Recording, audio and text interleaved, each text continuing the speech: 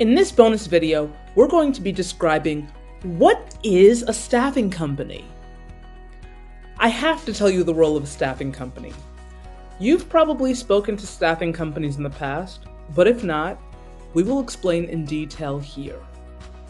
And this is very important because, of course, we're looking to make more money, and you understanding this concept is going to help you see your value in negotiation. You're a person available for a job, and there are companies looking for employees everywhere, right? So once your resume is put out into the world, the companies that are seeking your skill set begin to notice you. If a company has an interest in learning more about you once they come across your resume, you'll receive a call or an email expressing such.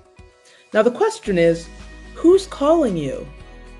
You will either be receiving a call directly from the company that wants to hire you, or you will receive a call from a staffing company, a company contracted by the direct company to help them find employees. So, receiving a call directly from the company that wants to hire you makes sense, right? It's straightforward. A hiring manager or someone on the human resources team, like the recruiter, talent acquisition, or hiring manager, will reach out to you to begin the interview process. Great. Now, what if the call comes from a staffing company? A staffing company is a recruiting firm. They offer outsourced human resources support to help companies find the workers they need. These staffing companies sign an agreement with the company that they support and say, hey, tell us the type of people that you need to hire, and we will help your human resources team find these people by going out into the marketplace, hiring them, and putting them out to work for you. So the main company gives the staffing company a list of job titles and tells them the type of people they need. Then the staffing company goes to work. They give these details to their team of recruiters, and the recruiters go online and search for people who match the given job description. So, when someone calls you about a job, they are either an employee of the company they're calling from, or they are a recruiter from a staffing company. So here's where it gets interesting, guys. How are staffing companies paid?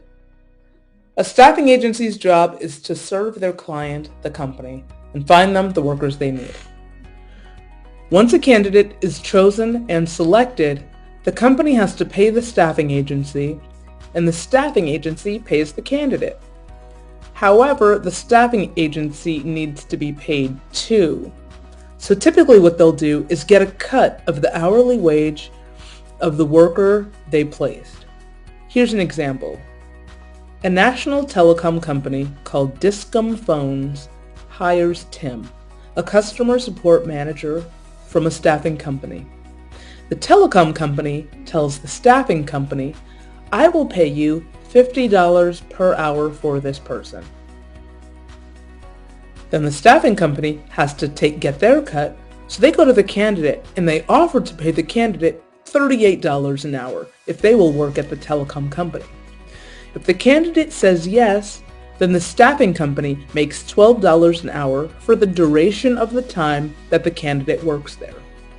Now, if you've ever been employed by a staffing company, you know that you could have potentially made more if you had asked the staffing company for $41 instead of $38, right? Now, sometimes the staffing company has wiggle room to pay the candidate more, and sometimes not. Let's assume they do, however. If the staffing company likes the candidate and doesn't want to have to go and find a new person, then likely they will pay them more. They will pay them the $41 per hour as asked, lowering their spread of $12 an hour to $9 an hour gain. Now, if the staffing company has no wiggle room, then they might go back to the client, Discom Phones, and ask the hiring manager to increase their budget for the role. Now that's awesome. This works when staffing companies find stellar candidates and the client company agrees that the candidate is great. So this is the relationship between the staffing company, you as the candidate, and the end client, such as Discom. This video is to give you insight into the world of human resources and help you understand that your goals are not so far away. You just have to become the stellar candidate that a company is looking for. It starts with your resume and LinkedIn profile. Remember, recruiters don't care about you. They care about pleasing their client and giving them a person who makes them look good. What makes a recruiter look good?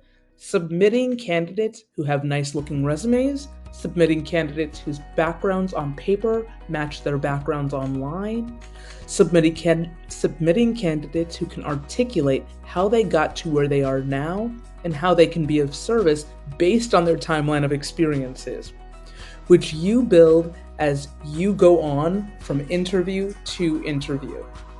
Follow each step in this process with confidence because a 25% salary increase is right around the corner. Keep trucking on, and thank you for tuning into this bonus video.